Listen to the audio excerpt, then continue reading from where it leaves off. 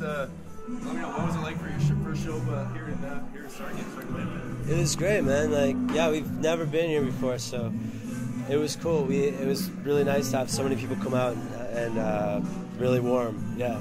What can you say about this cause? I guess they were raising money for testicular cancer. What can you say about? I have an uncle who was affected by it, and it's good to prevent early on. So yeah. Exactly. Well, maybe I can ask you a little bit about your band. I know it's been a bit of a roller coaster ride, I guess, in the past year or so. You know. So what can you say about how you guys stayed together and kept going, and with the drummer and that sort of thing? Well, I think we weren't really sure if we were going to continue for a long time. I put out a solo record, and I kind of went on. I did another thing, Armistice, and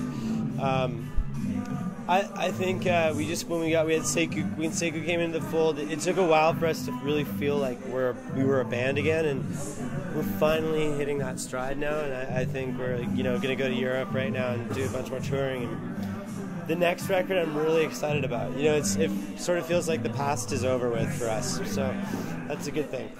Well, another thing I want to ask you is, I work for a local, small town kind of radio station. Right. Small town, like 12,000 people, Canadian. And we just had a band battle last night. Oh, cool. It was like 6 local bands, teenagers, a lot of them were, right?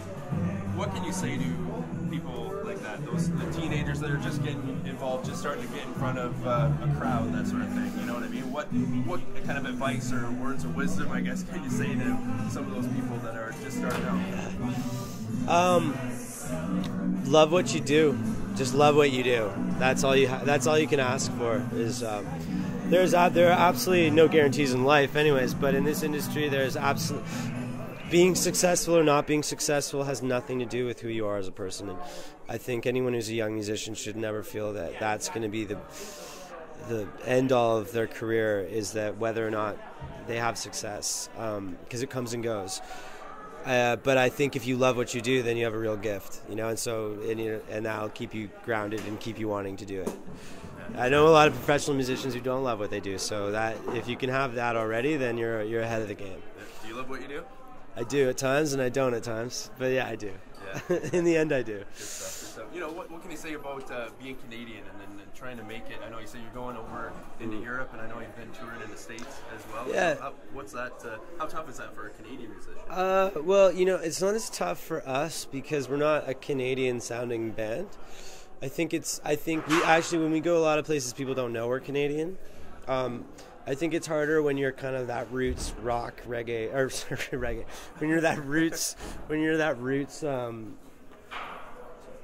I think it's more affecting if you're kind of one of the more like a folk like Canadiana artist. I think they have more effect. But we have a lot of support. Like we can go to Australia. We do well in Australia or the UK or So we're blessed that way. But yeah, it is hard. It's hard for any band anywhere in the world. So yeah, right. Yeah. What's the difference between playing in front of a crowd like here in Sarnia, Ontario, as opposed to going over into Europe and playing in front of a crowd out there? What's the difference in the atmosphere, that sort of thing? They go to more shows there. So the only difference I'd say is that the way they go to shows is different. I think they're not as raucous in certain ways. Like I find it in shows in Canada, people like to drink a lot more. Yeah. But people drink a lot in Europe. But I mean, it's just like, I think although that sounds weird, that makes a difference to the show in terms of they're there to see music, and it's like it's an event in itself, and they have more live venues. So it's different. I mean, but we love playing Canada, so I should say that. Yeah, exactly. Yeah. What's up next? I know you said you're going into Europe, but like I said, you're just starting to get used to the new lineup, I guess, with the band. But what's up next? I know you talked about a new record. Yeah. This was just out, I guess. But yeah. Well, yeah, we still have to release it in the UK, and we're about to release it in France. So we'll do that for a little while, but I think we'll probably get into the studio by the end of the year. We're really inspired right now to write, and I think the key right now in these times is just to keep yourself busy in writing and just putting out, even if it's just EPs or whatever it is. We're kind of just really excited that we have our own label now. We can just go and do stuff and then put it out, Yeah. So without worrying about it. So. Yeah, exactly. You mentioned inspiration. What is making you more inspired right now to write a lot? These guys, Ian and Senku, just kind of where I feel like Bedouins can fit in right now with music, and I'm starting to see, there's a time in a band where you're like, you sort of you have the initial part where you like had all the steam, and then you kind of have to take it back a bit. And I feel now we're kind of hitting a new stride with